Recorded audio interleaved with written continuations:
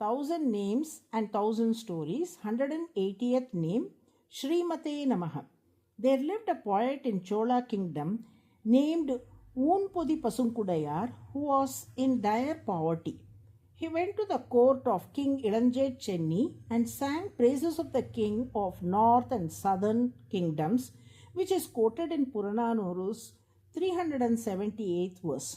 Purananuru provides insight into the socio-political and cultural life of ancient Tamil society, particularly its values of heroism, honor, and communal harmony among the Chera, Chola, and Pandya dynasties. The essence of the poem lies in its portrayal of the grand and divine vision of different regions, kingdoms, and their cultural and spiritual significance. The poem highlights the distinctive features of South, North, and Central India, fostering pride in their unique cultural, martial, and spiritual elements. In summary, the poem evokes reverence for the land, the divine protection over it, and the proud cultural and royal heritage that defines it. It seamlessly connects both the spiritual and the worldly aspects of life, blending history, mythology, and devotion. Listening to this poem, the king honored the poet with plenty of money and jewels. The poet brought all the gifts given by the king in a bullock cart. His wife was overjoyed upon seeing the jewels, as she had never encountered any jewels before.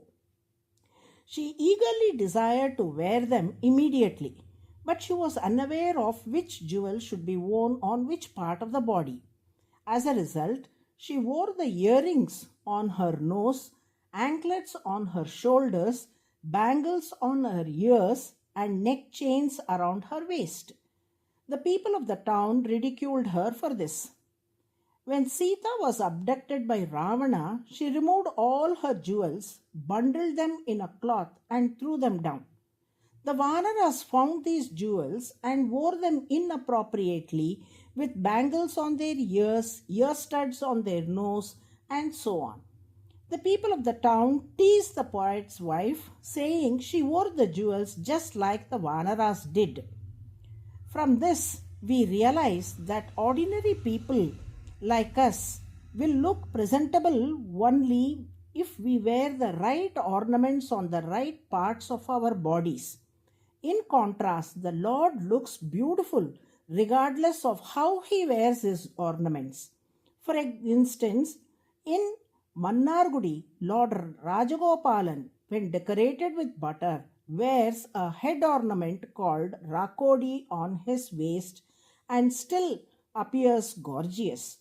In Gajendra Moksham, while coming to save Gajendra, the Lord is described as wearing his ornaments arbitrarily and in haste to save his devotee, yet he remains beautiful even in that state. Periyalvar has sung a pasuram, the essence of which is, even though he is smeared with dust after tending to the cattle, he shines beautifully like gold. The dust on his face adorns him like an ornament, enhancing his beauty and grace. Shri signifies ornaments, and the Lord adorned with ornaments is called Shriman, the 180th name of Vishnu in Vishnu Sahasranamam. The chanting of SRIMATE NAMAH will bless devotees with unique good qualities and leadership traits.